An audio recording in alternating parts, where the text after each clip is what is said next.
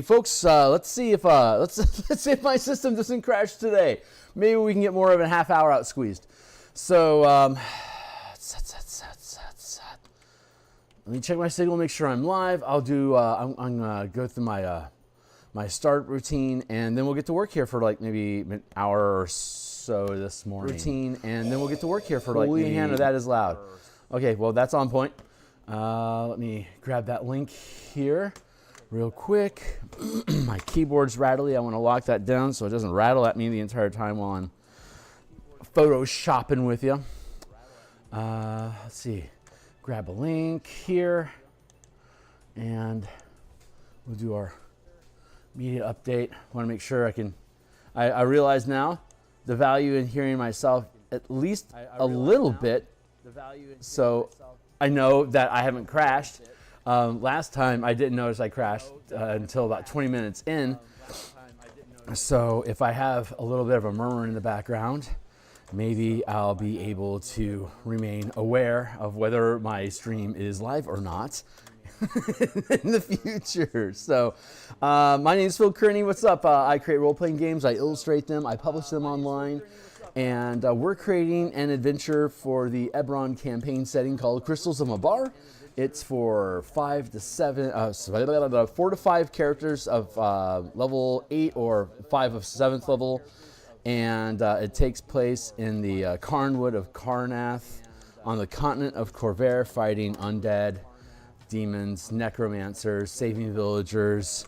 Yeah, so I've been a DM since 1987. I've been an Eberron enthusiast since 2004. I've been a freelance illustrator since 1999. And I've been creating content on the DMsGuild since I think the first book I actually published was 2018. And but I've never actually published an adventure. So it's time to rectify that. I love Eberron. It is my homebrew setting of choice. And, or rather, it's the official setting I like to homebrew the most because Eberron's just awesome. So let's see. I think I've got all those to-dos done. Let's fix my screen here real quick. Here on YouTube, like, subscribe, bell icon, notifications, live in the future, blah. Here is the full playlist of all 392 episodes. You can watch all the maps, creature tokens, illustrations.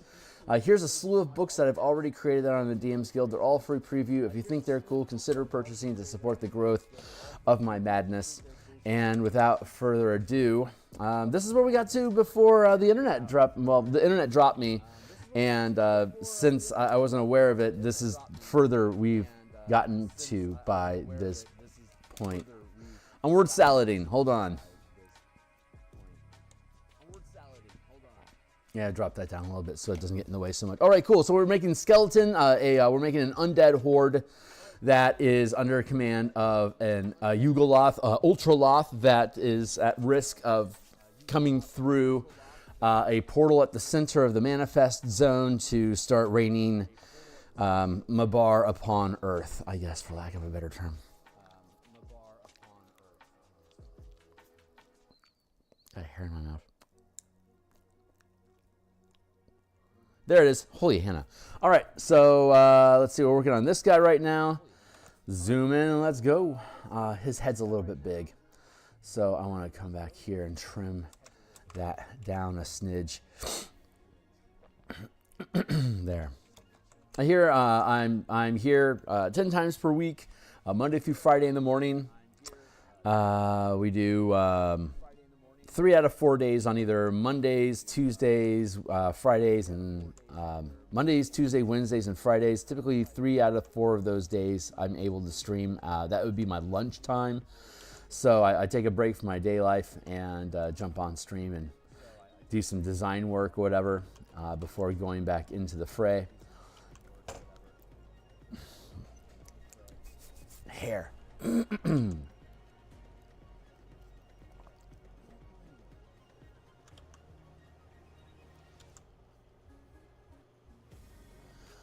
Elbows around here. I'm going to bring in this cage a little bit. Thicken that up. Hips.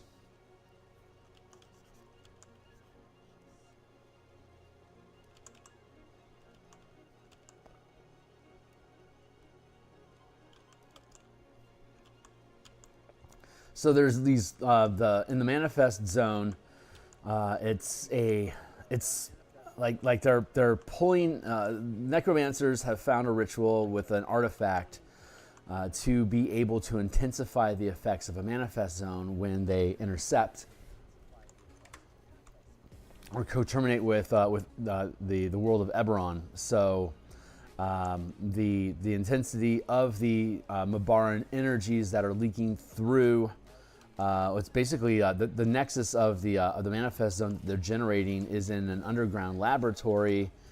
So when the teams delve into the laboratory, they'll eventually find the necromancers performing the ritual. But until they do, the energies that are emanating from the nexus of the ritual is basically terraforming the environment inside of the manifest zone to become more like Mabar. So everything is rotting away. Unusual, poisonous, and evil-born plants are emerging from this encrusted, depleted of life soil that turned basically into coffee grounds. Thus, the crystals of Mabar. Because Folger's crystals are awesome. So so any skeletons that are buried in the region, and there's a lot of skeletons buried in the region. Oh wait, that's what I want to do. I forgot I had a fogging effect that was going. That was reducing the opacity of what you could see there. There we go. The crystals.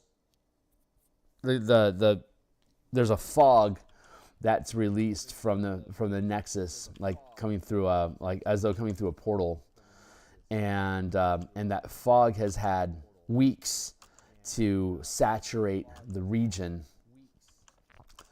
and so at a certain point, when it became saturated enough, the soil depleted, the plants rotted in the necrotic energy. And so now it's kind of a sloggy, foggy swamp that the characters kind of have to slog their way through. Different ancient ruins crop up in the slurry that host undead that come out to attack the characters.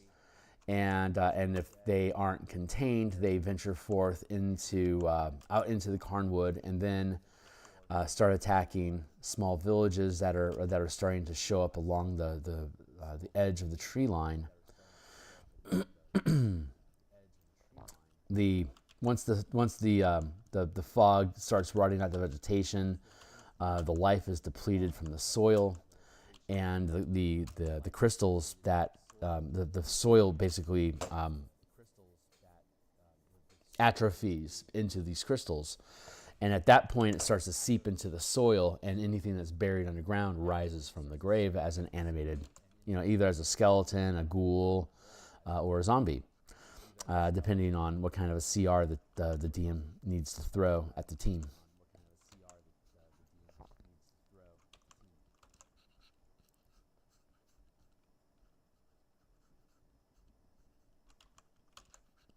And in the area, it's an unmarked grave.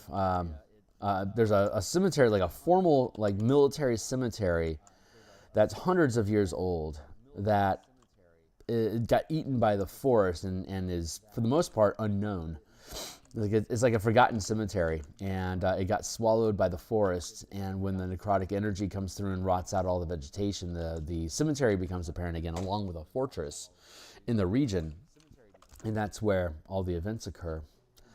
But the undead are they are compelled to leave the manifest zone and venture forth to find life to kill.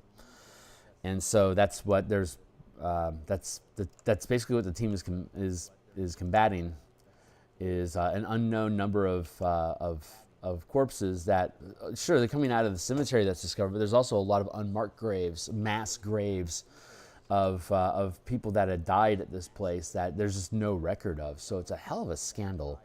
One of the plot lines that your characters can follow, if interested, is being recruited by Ader Academy to recover the artifact that is being used to generate the manifest zone.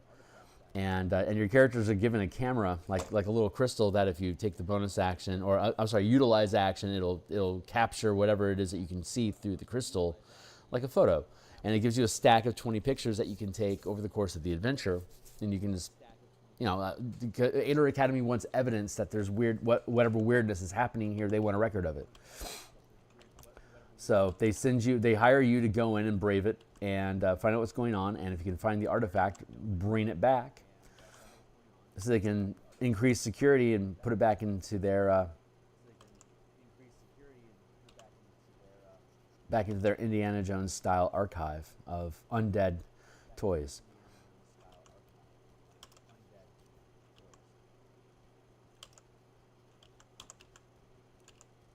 Like that.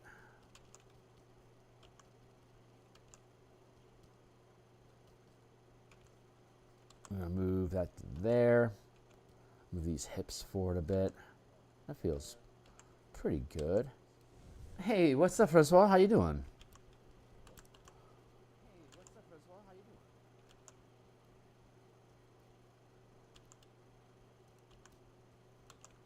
There. Where's my music?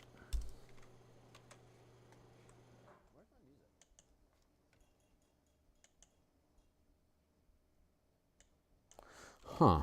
Let's go. Maybe I hit the end of my playlist. I use Epidemic Sound, and I think I just hit the end of my music. There we go. Yeah. Well, cheers, man. Another day on Earth is another day in paradise.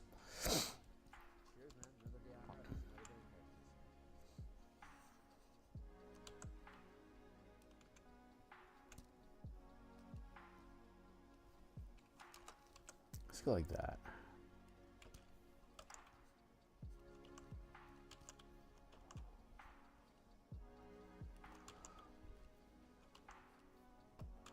Still a little sloppy, less messy, more defined than the initial, but it's not good enough yet. Let's get that hip in here like that, and hip bone like that.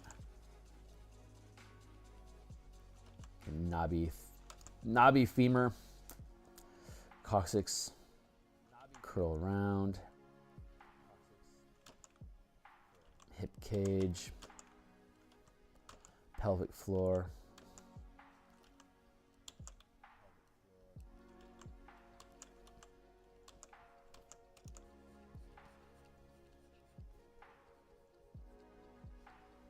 And when you drop the fog back in, most of that won't matter as much, so you don't have to worry about being too intense on the detail. But I also want to make sure I get the shield right.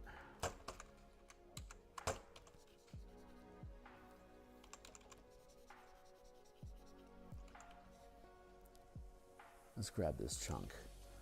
Free transform.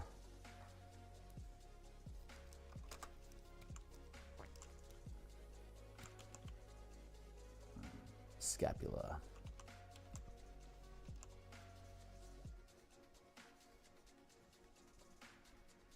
Bone is good.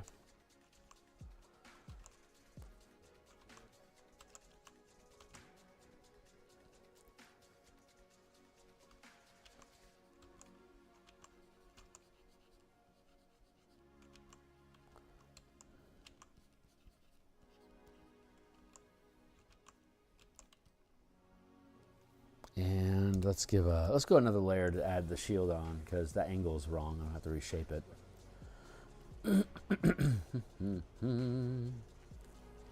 That feels about right.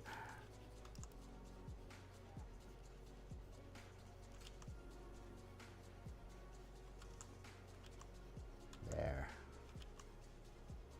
There you go.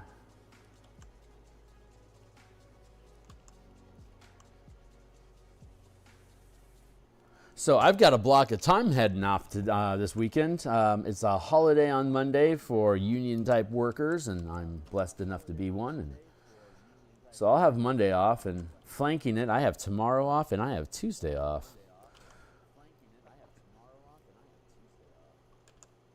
So I'm going to reclaim my time, and well, we'll be streaming tomorrow morning like usual, but we'll probably have I'll have the I don't have to stop necessarily at 8 o'clock. So if the energy is going well, I can hang for a few hours in the morning, and then I'll be able to loop back around later on in the afternoon.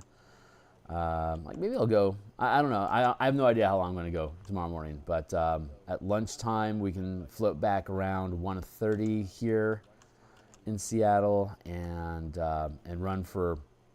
run till the end of the normal day. Probably a good 3 or 4 hour block of time that we can play there.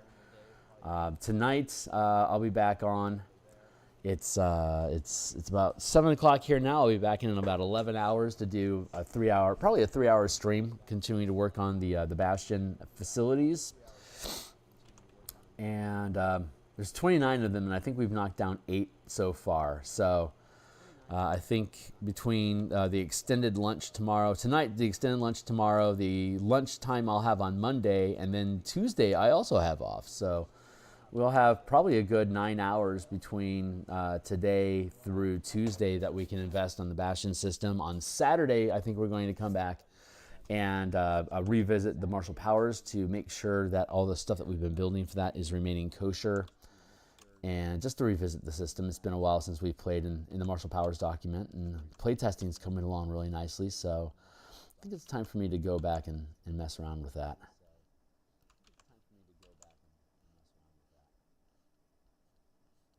Let's get, I got a curve. That's a pretty good curve. I can dirty up that. Dirty that up a little bit there. Let's clean up that edge. Clean that edge, and then we can chip and scrape at it a little bit like that. And if I'm in doubt, I can. There we go.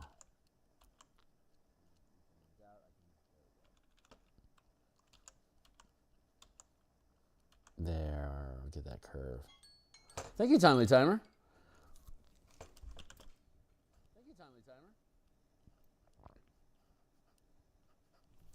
Good, and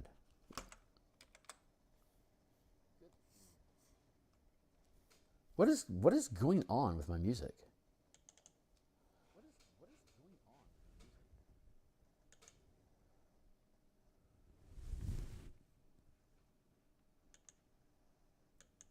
Enable shuffle.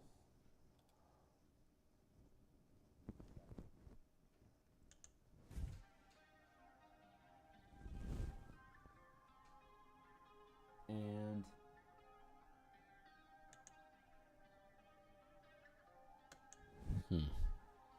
all right, hopefully we'll behave now.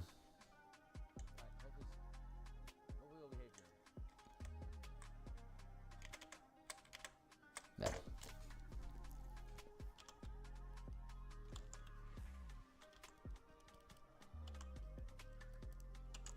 Spine. Let's get in here and clean this up a little bit. I can afford to merge that down. I can also afford to duplicate. No. Merge down. Duplicate. Quiet.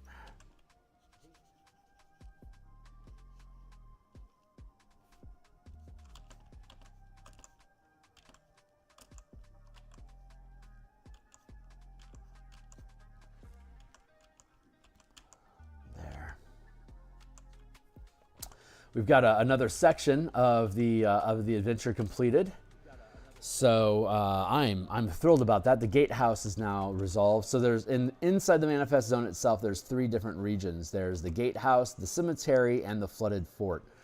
The cemetery offers undead combat and running around, rescuing villagers or other type folk from being killed by undead or captured by Emerald Claw Zealots that would sacrifice anyone they find to the ritual that sustains the power of the manifest zone.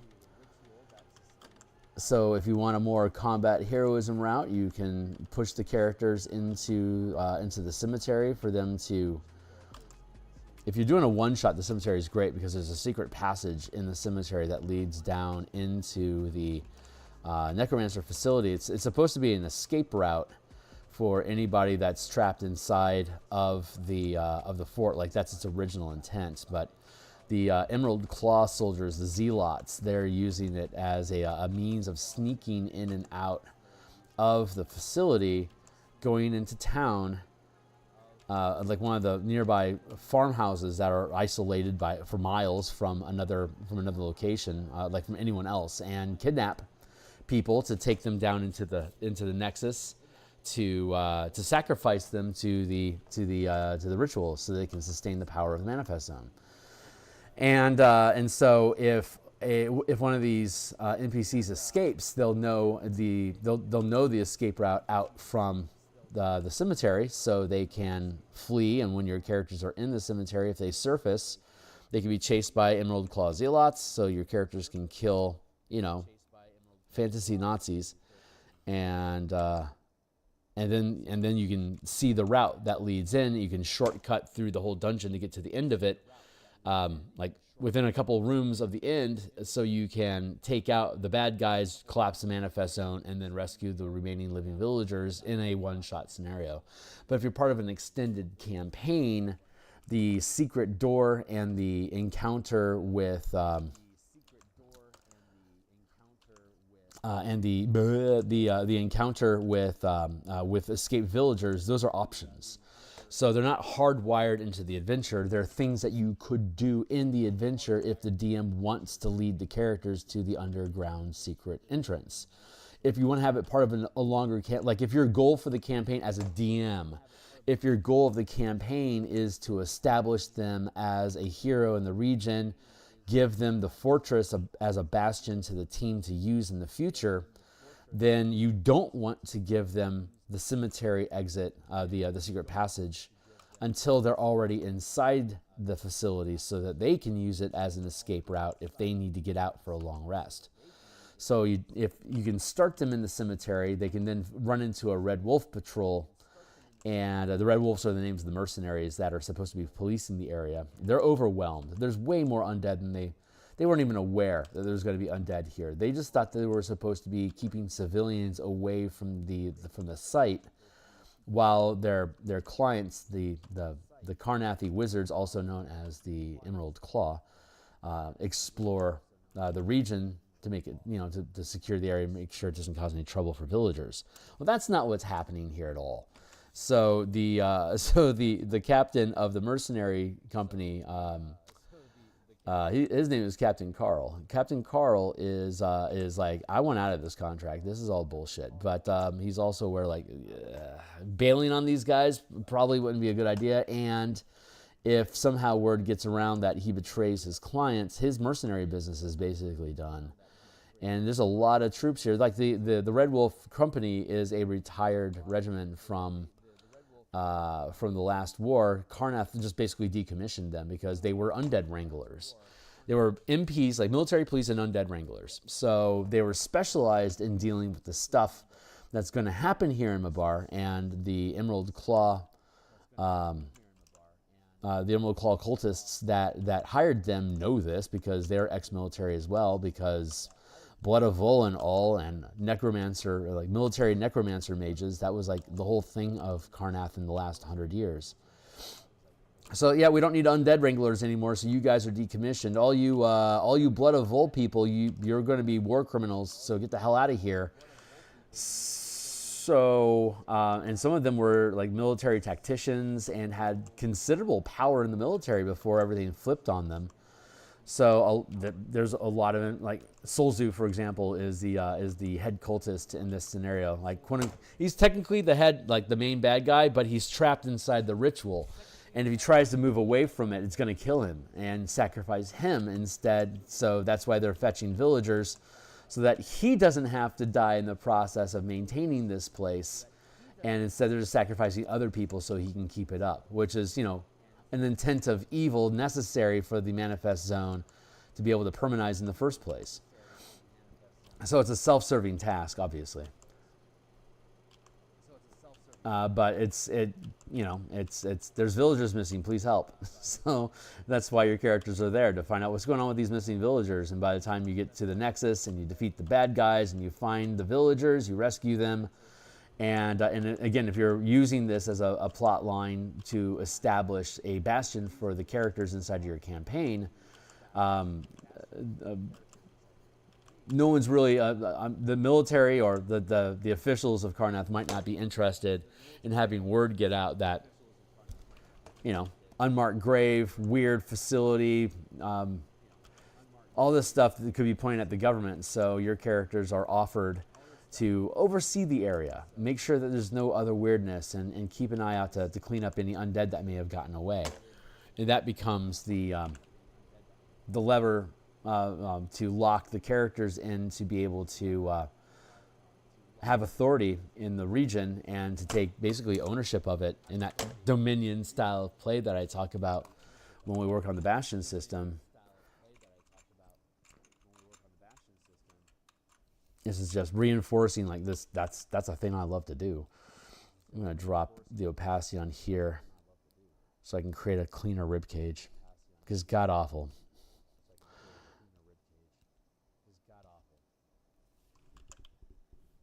So let's start here with the clavicles. I'll bring them down here.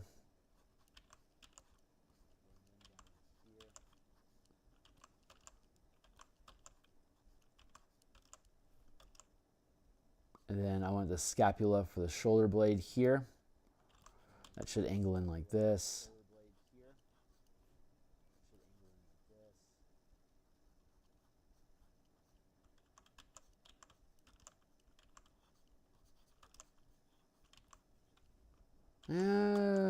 Basically like that. Yeah, and then we have the spine coming through here. Connector point, connector point, connector point, connector point, connector point, connector point. And then we'll do the rib cage separately. I'm going to drop the opacity on this down a little bit. Oops. Well, shit, I was using the wrong layer, so let's grab that. Scrape that out. There we go. Okay, now I can drop this opacity down here like that. Behind, in front. Connecting point. Connecting point. Connecting point, connecting point, connecting point, connecting point, connecting point.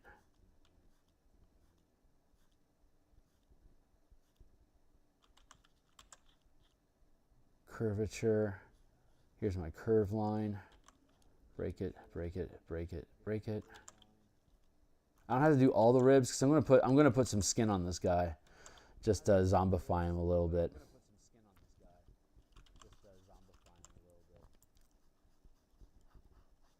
But ribs go to there. So let's see. I can grab this.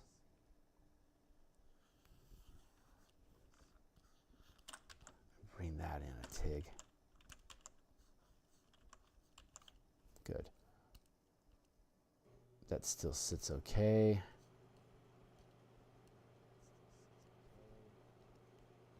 Drop that down a touch. Put this in front.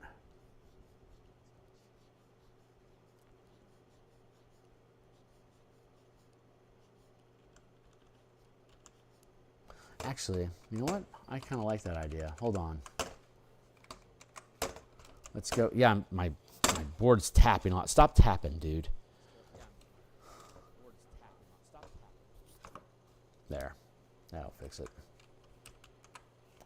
Let's see.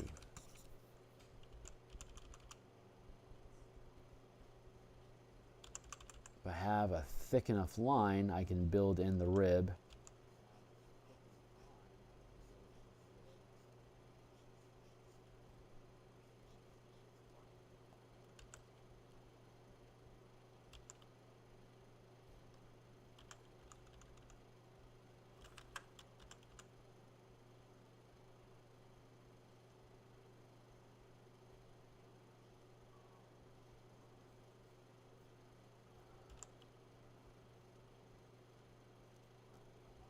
I finished watching the OA on Netflix. There's only 2 seasons of it. And goddamn, what a loss, because that show is freaking awesome. I would happily watch, if they could keep up the level of quality on writing, man, I would happily watch as many seasons of that as they could produce. But sadly, Netflix canceled it back in, that doesn't feel right. Let's get rid of that. Canceled that back in, Jesus, how long ago was that? I want to say like 2018 is when they put it out. But and they had 2 seasons of it, and goddamn, what a cool show. If you haven't seen it, I won't spoil it. Just go watch it. It's totally worth your time to see. There's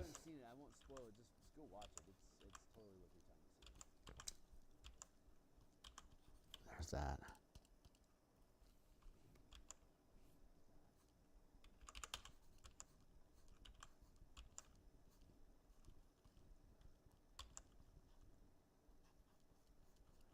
There we go.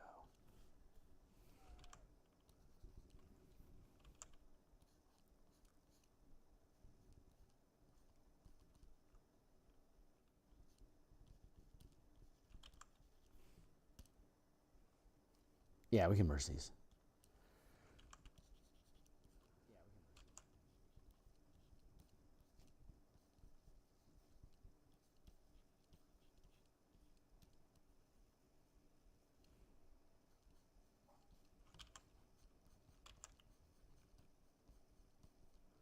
I'm going to put some skin across here.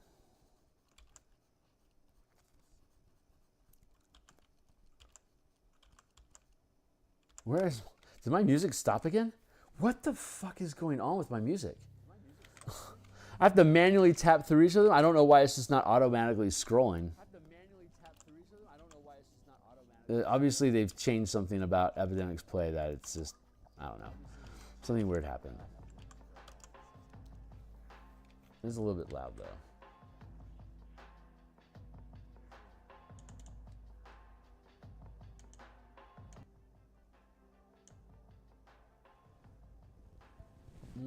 Enable, repeat.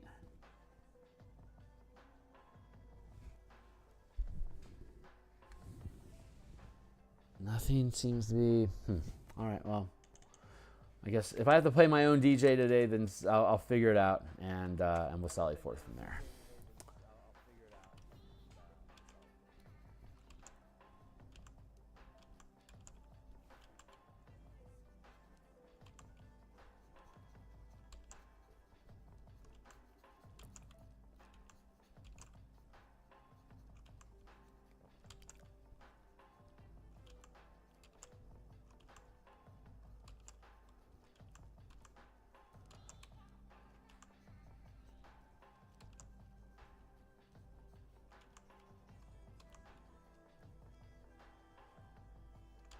Some of the skeletons are get the grit of the crystals caught in their joints, and it grows on them. So you get these little spiky effects. We call these long dead because they're far more skeletonized and they've been dead for a long time, hence the title.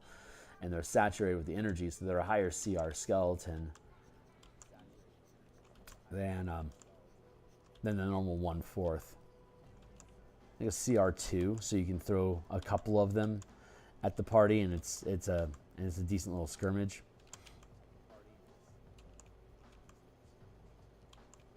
But the crystals just give them added armor, basically, and more hit points. So they can put up a fight for a few rounds without having to throw 40 of them at the characters.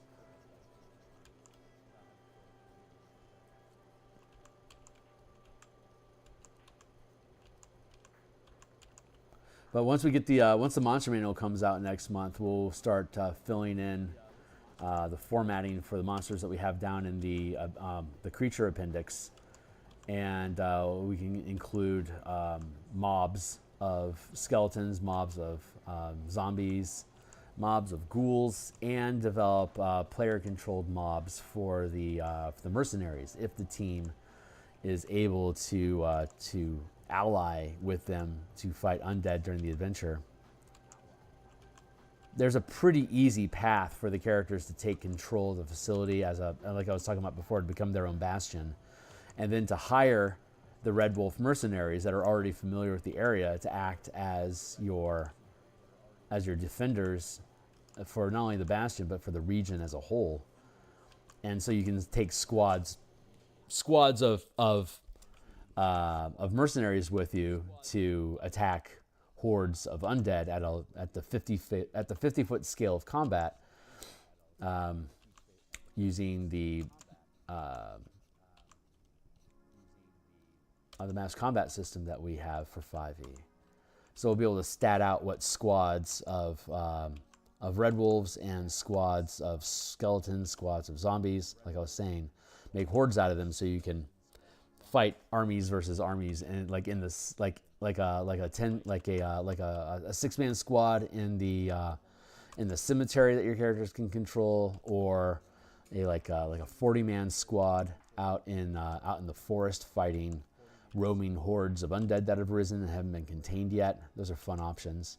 So we'll stat all that stuff out. And again, if your characters are able to defeat the necromancers and prove that this place was up to no good, if that's the plot you're following, if your plot is to stop the place and save the day, then the one of the collateral benefits is the Red Wolves don't have another gig. So if you're being government supported to oversee and keep this place quiet, these mercenaries are like, oh yeah, we will totally work with you if you'll have us. So if you can prevent as a DM, if the encounters that you end up, if the team doesn't want to immediately kill them when they see them, it creates an opportunity for them to gain the trust of the mercenaries while they're conducting the adventure. And at one point, they're like, yeah, we're just going to stay out of your way. And especially if you're deputized by Fort Bastion and you actually have badges, they're like, yeah, dude, you obviously have authority here, so let's just invite you to the front door so you can go have a question with the necromancers. We're going to go off and keep fighting undead and stay out of your way. Or if you're trying to infiltrate the place as assassins or working for the 12 to take control of the place, then the mercenaries can be adversaries that you're going to need to kill a lot of them to be able to move your way through the facility and take control of it. So it just depends on which plot line you're using, creates the relationship that you can have with the mercenaries that are already here.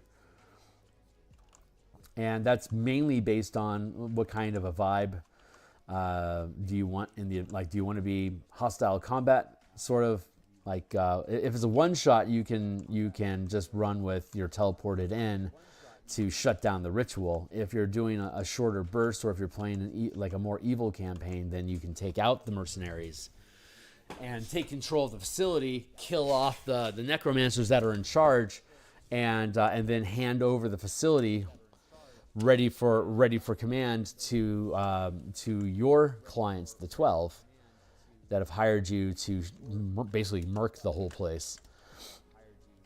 Let's reduce his head down a bit.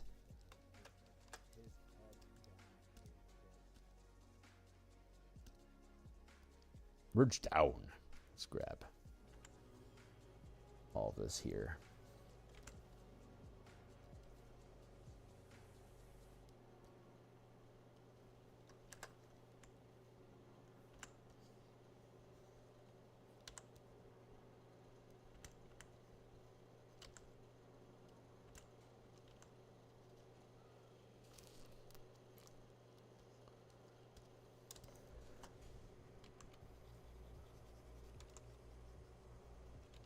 Fleshy bits.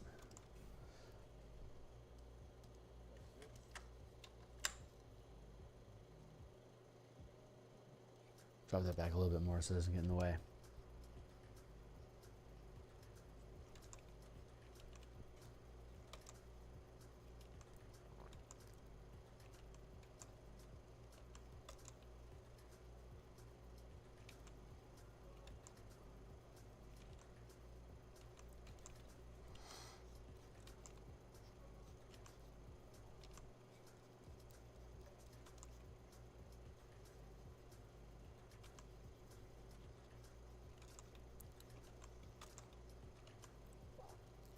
Rotten flesh hanging off the side. Oh, looks like going.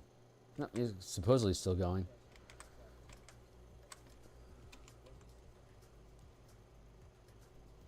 Do some cleanup around here.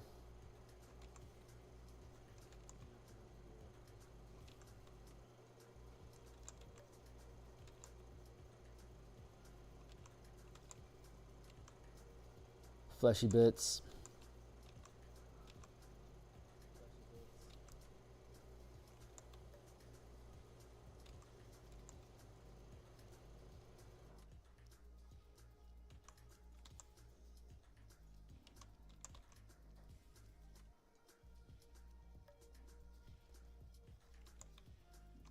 Seems to get a little sketchy up in this. I need to clean that up a little bit.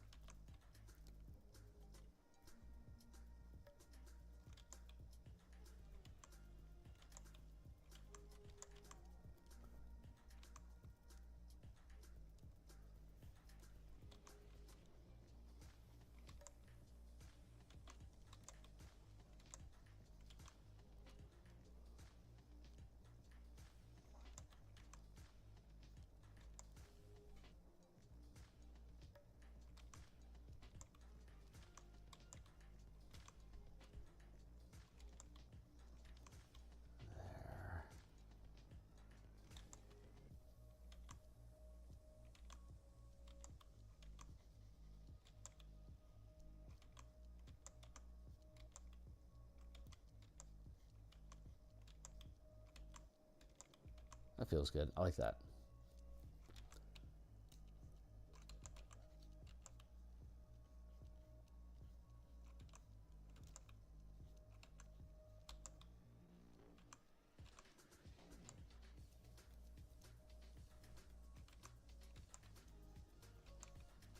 And over here, flush that out. How are we doing on time anyway? 7:20. Oh God, yeah. We got 30 minutes. We're doing great. We'll get this guy taken care of today.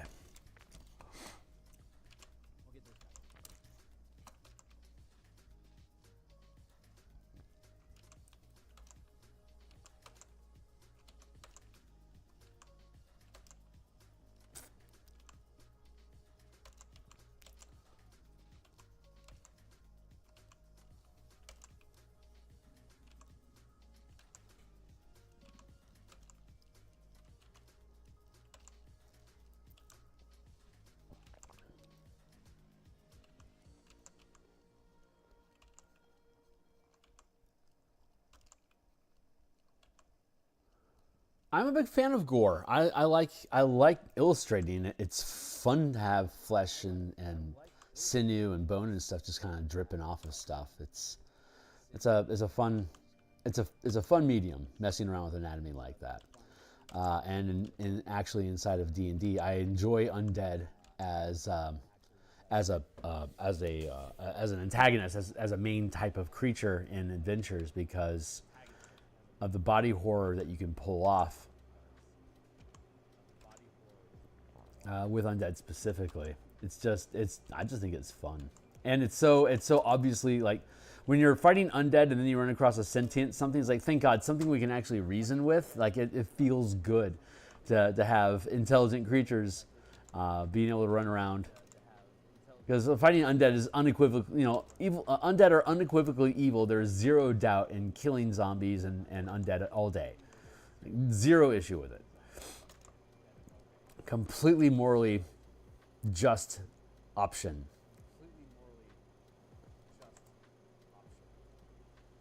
But it doesn't allow for as much shenanigans because there's no one for you to leverage your shenanigans off of that'll allow the slapstickedness of it. Carry.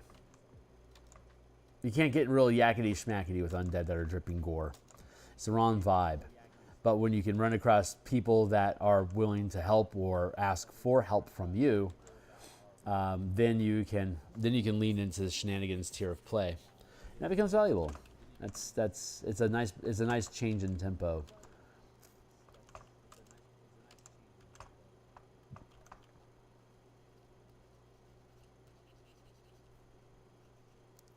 That up.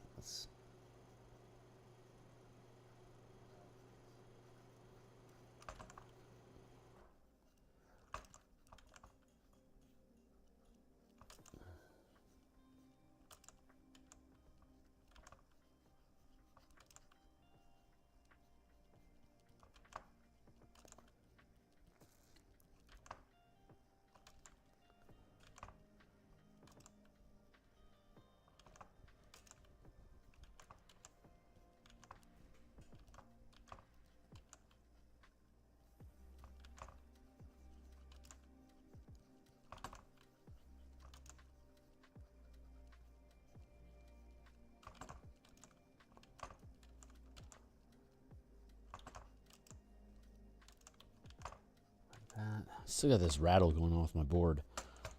Knock it off, dude. Hopefully it'll be better.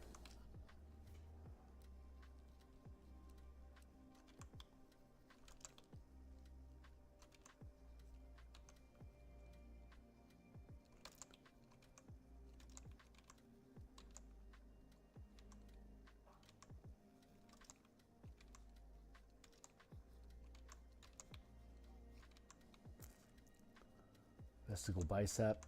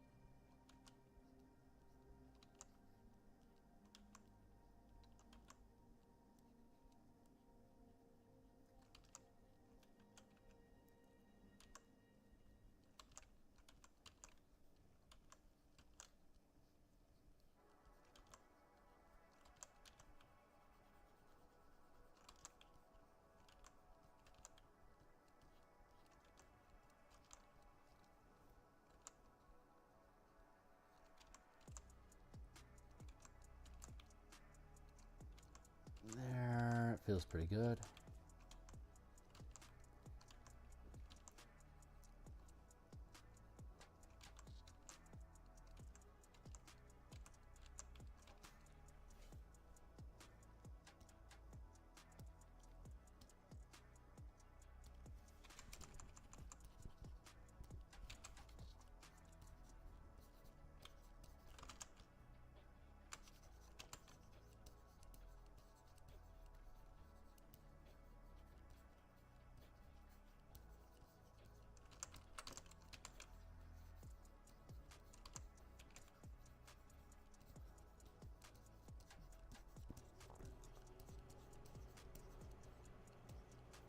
Add some of that fogginess in just to make sure we have our angles are looking good.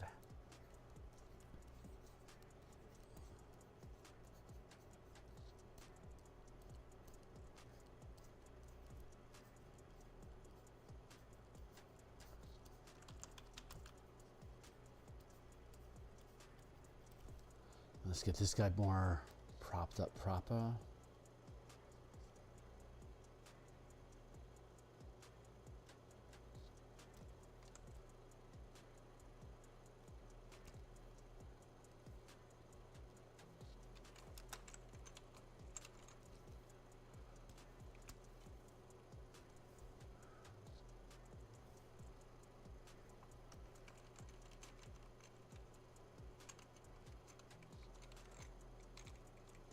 That looks pretty good.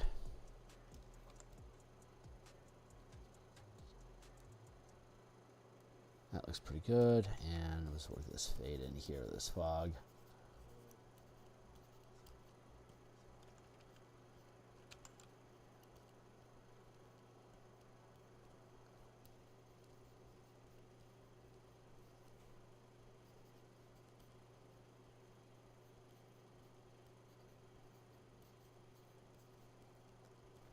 I think contacts will clean that up. Yeah, so far so good. I'm happy with these. Let's work on this dude back here.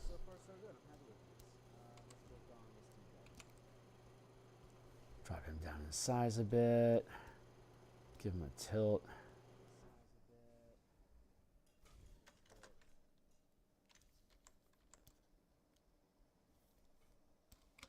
I bet we'll be able to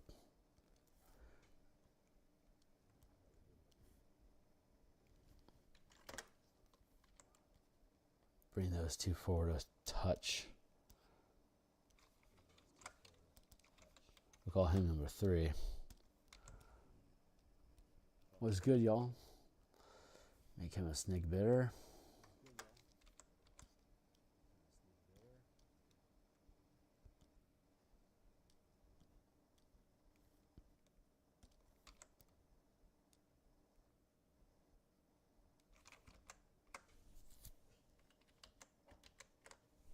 Yeah, let's leave that be for now. That's good.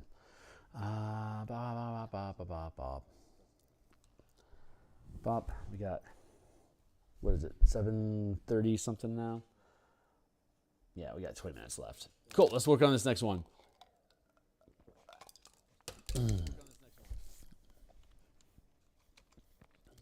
Wait for it.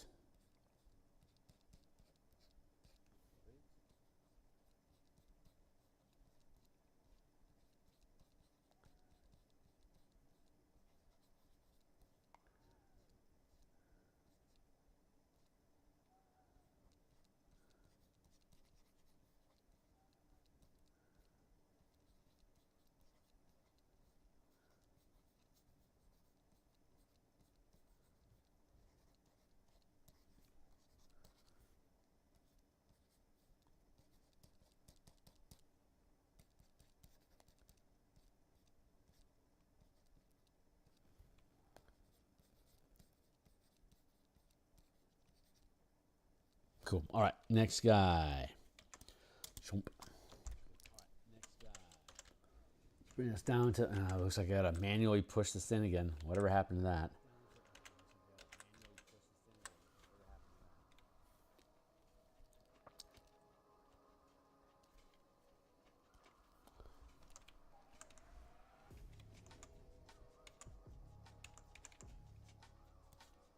Cool.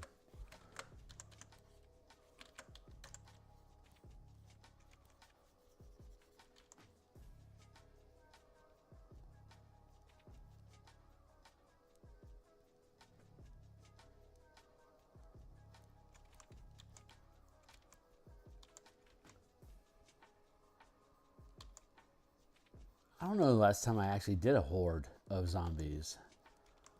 It's been a while.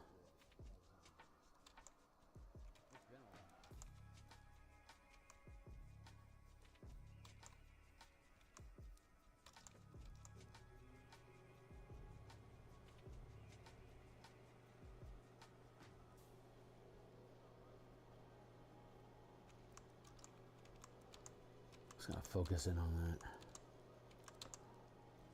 So yeah, so I've got a few days that are off that are coming up. Friday, Saturday. Obviously, I obviously have Saturday off, but I work on Saturday. I mean, I do production stuff like this on Saturday. Sunday, I actually take a break from all work completely and just focus on family friend time. And then the holiday on Monday, I'm fortunate enough to have it. I am fortunate to have it off, and then I have stacked with it Tuesday, a vacation day. So I've got a good 5-day block of time I've got coming up here for vacation this week. Holy shit!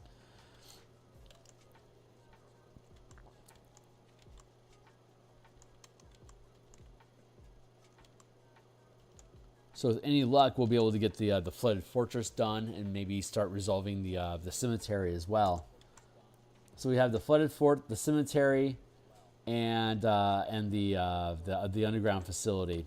We got about 40 some odd pages left to go. We got over 60 resolved now, so we're making progress. A good 8 of those pages is going to be the creatures menagerie, which we can't really resolve until we have our hands on the monster manual in February. So in reality, I've got about like 30 some odd pages of book left to go before the layouts are complete. And once that's the case, these things take time, man, but it's worth it. Like it has been worth the grind and just the gnashing of teeth and just the painstaking process of laying out this book, because I fucking love it. And everything's coming together really nicely on the adventure. But once we get those layouts completed, then in my evenings when I'm gnashing over that, I could get this guy and this guy done, or I could work on a completely different piece, or I could, I won't, my evenings become artwork. So if you join my Discord community down, that's linked down below, anyone that's interested, once I get through that process in February, I'll be able to just hang out on my Discord stream and not necessarily stream live like this. I don't want to be live on camera all the time. especially when I'm pushing around with artwork and stuff that might not, like doing layouts and stuff that might not be fun, or just grinding details that might not be the most interesting thing to watch. But I put in a good extra 1 to 4 hours at night off camera, and so that's unofficial streaming time. So I'll just hang out in my Discord server and shoot the shit with whoever comes by, talk about design or philosophize about whatever. So anyone that's catching this, you are most welcome to join in on the stream in the Discord channel. It's down below. It doesn't cost anything to be there. It's just a community. But that's also where all my playtesters gather for the games that we run.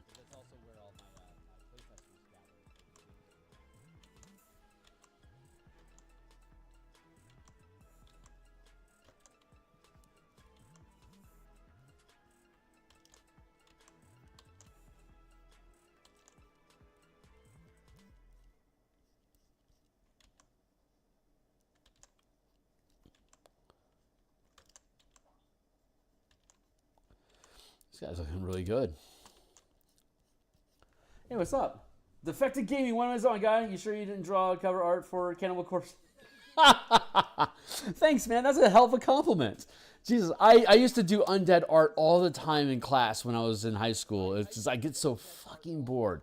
And I can just sit there and sketch in a book, and it's just the idea that class is killing me, I think, is where the Undead theme came from. But yeah, I've had a long history of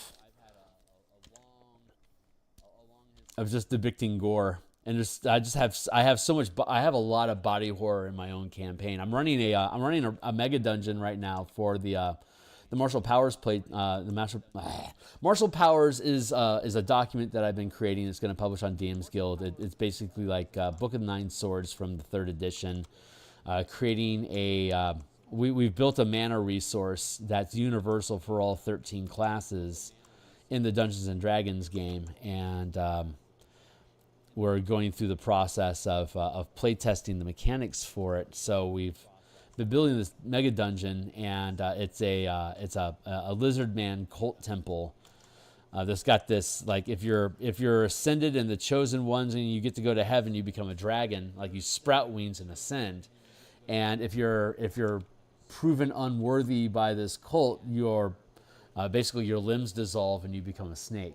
So like that's the two paths. So there's right now the team in the mega dungeon is basically crawling through the preparation part of the temple. So they're starting to run across all sorts of weird machinations that are designed to like flay limbs from kobolds and stuff like that. And it's hundreds, if not thousands of years old. So most of it's all wrecked out, but there's still a bunch of stone motif, bas relief carvings in the wall that have gold leaf that are filling it in, and there's some rust monsters running around inside the place that are eating the metal off of the walls. But it's telling a story to the characters as they're going through these different rooms of the rituals that are performed on these. And so when they run across undead that have like their eyes slashed, that corresponds with the blinding device that they had found, so that your eyes won't deceive you of lies and reality anymore, so you can be pure in your thoughts and blind in your eye.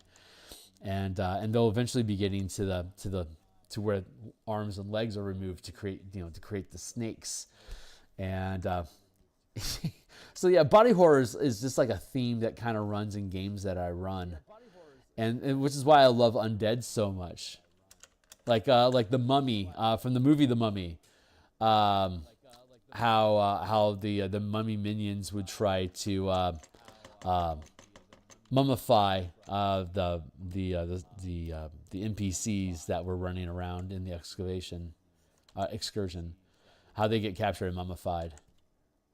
Like that's a kind of theme that I enjoy. I'm rambling really hard. Don't mind me. Gallery of Suicide, the cover. Check it out if you haven't seen it before. I've not seen. Okay, I will. I am not familiar enough with them to know that offhand. So I will 100% check on that. Thank you. I'm familiar. I know of the band, but it's just not something I don't think I've ever listened to specifically. I was more of a Pantera, Sepultura sort of.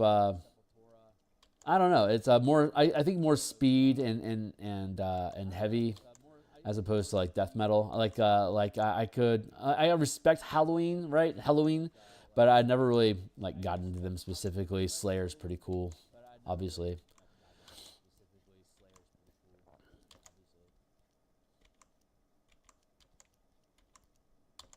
But that more, I guess like the second wave, the newer wave. I guess that's kind of where I was at.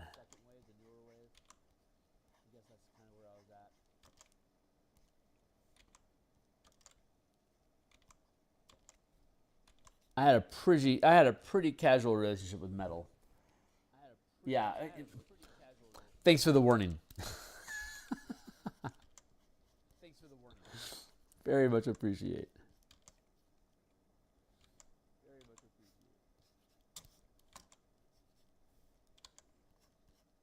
So rib cage is here, so you want your elbows to be about equal to the bottom of your rib cage.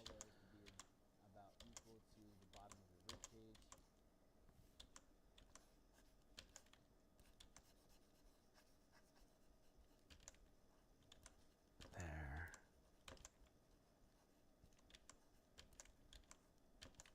And what time is it? It's 42. I still got a little less than 10 minutes left this morning. I'll be back on this evening. We'll be working on the Bastion campaign supplement that I'm creating for DMsGuild. And we'll be back tomorrow morning to work on this. I do artwork like this Monday through Friday in the morning about the same time every day. And then I have Thursday night, Saturday morning, Tuesday, Wednesday, Friday, sometimes Mondays instead of Wednesdays. I'll have a lunch stream where we develop whatever the next set of rules or adventure it is that we're going to publish.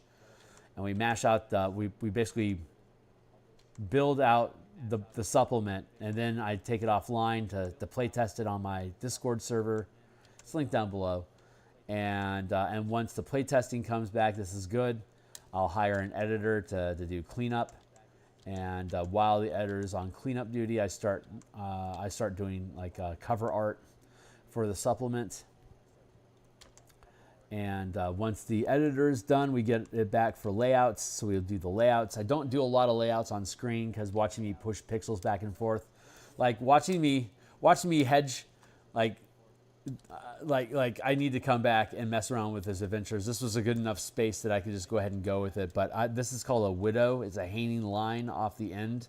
So I'll either need to flesh out the rest of this line or reword this so I can reduce it. So that's something I'm probably gonna have to work on this weekend before I get up into working on the Yugoloth and creating the rest of this frame. I've got enough wiggle room here, and it keeps staring at me. It knows I need to change it. It's taunting me, but I don't have to change it yet. So I haven't. But yeah, once you get into layout, it's not very amusing to watch me pushing text around and like rewording something like 5 or 6 times. Ideation is fun because you're throwing ideas on the page and you're just trying to hammer out ideas to get them into a structure so you can build a playtest out of it. That's fun. But the actual work, like most people don't enjoy watching the actual work. So I do all my layouts. Well, for the most part, all my layouts off screen, but I'll occasionally like do an update, right? So you can see how it's looking. Like for example, I will do that. This is a 16 by 9 format. So if you're using a tablet or a large screen monitor or your phone and you turn it horizontal, this should, when it's maximized on your screen, it'll be about, I'm having a little bit of pacing issue here. There we go. There. That should be able to fit on your screen perfectly fine. And it's a 12-point font of text. You can't see me gesturing. It's a 12-point font is the base body text. So that's pretty abundant in size. If you're using any kind of a tablet, this is going to occupy that space really easily and be, for most people that have decent vision, casually be able to read this. But on top of it, each individual column is also a 16:9 ratio, but it's vertical.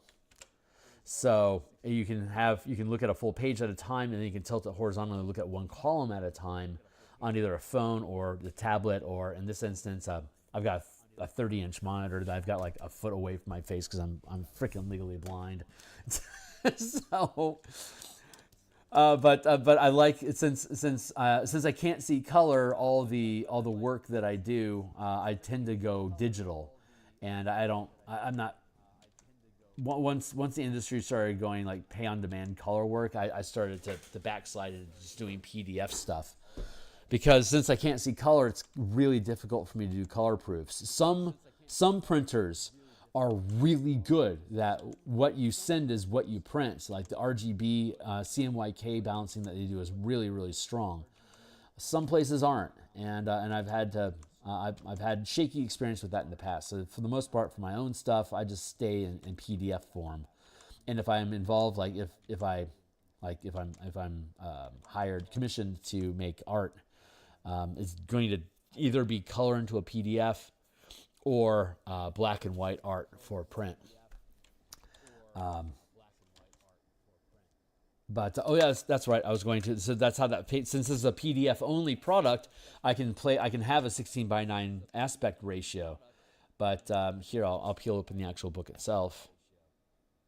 It's 103 pages right now, and like here's the cover that we created for it, and we'll look at that again more closely later. But the sections I just finished is the gatehouse. That's down here around page 50. Let's see. Facility is part 3. Here we go. So the gatehouse, there's a fortress that squats above the underground facility where the necromancers are doing their evil deeds. So this is where the map of the guardhouse would be at, and then we break. There's 4 different sections in the area. We have a spiral staircase that goes down from the facility down to from the gatehouse to facility. So we'll have a spiral staircase map here for play, and it's basically two layers of spiraled stairs. So here and here, we'll be able to depict that on a grid. And then we have in the gatehouse, there's a pavilion where the captain of the mercenaries that are guarding the place are at. So we can have the tent here. And then we have a portrait already of Captain Carl, who is the leader of the mercenaries. And then we transition to part 3 into the Nexus Zone and the underground facility, and we have all the rooms broken up. But we're still working on the page layouts for these different rooms in the facility, and that stuff takes time. I'm not familiar with working. I've never done a 16:9 format like this before. And it's really a struggle because each column has to be its own complete thought. So whenever you're looking at a single column, you can absorb the information, and it's a challenge. It's a challenge, but it's been a fun process. So that's what we're working on off screen in the evenings. And as soon as all those, we got about 39 pages left in the layouts. So we got 65 pages done, 39 to go. I think 8 of which currently, which will probably end up making it 106 pages. But the Creatures Menagerie portion and the appendix, we won't have that complete until the new Monster Manual comes out in February. So I'm trying to get as close to everything being done except for the Creature Menagerie, so that all we have to worry about is how does a new monster, like how are we supposed to, like what do they give us about monsters that we can use to update our material, to basically have it match the format that they'll have in the Monster Manual, and then from there, once all the page layouts are done, all we have is artwork to do. So I'll start a piece here on screen and do my morning routine, but in the evening I'll have anywhere from 1 to 4 hours every night to also continue working on that instead of the page layouts. So we'll be able to start ramping through getting individual pieces completed more quickly. I feel like I want to add another tab here to separate this arm so it doesn't get in. I want to kind of like, I want to have his arms splay out like that.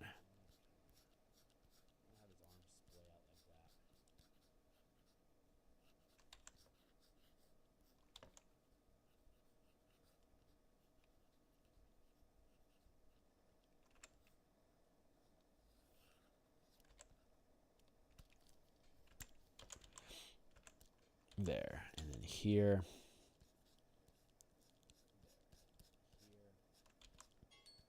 Hey, all right. So it's about 8 o'clock here in Seattle at 7:52. It's time for me to go to my day job. I'll be back at 6 o'clock tonight in about 10 hours. I'll be back on for a 3-hour kick. We're going to work on the Bastion campaigns for 5e24, converting the Bastion system in the Dungeon Master's Guide into a campaign, into an adventure hook generator. And also breaking down the mechanics of how crafting works inside of the Bastion, so we can universalize the idea, so you can build literally anything that you want that's in the DMG or PHB. Yeah.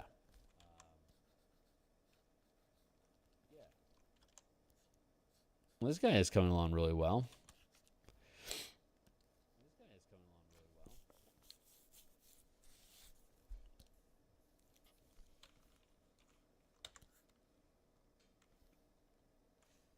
Up that size of snitch. Yeah, I need to bounce out of here in a minute. I will. Hey, what's up? Yeah. Thanks a lot, man. Thanks for hanging out. Francois, good to see you as well, my guy.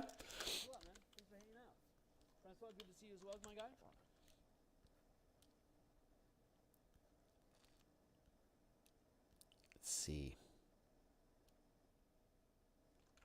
That fits pretty good. Oh, thanks. That's really kind.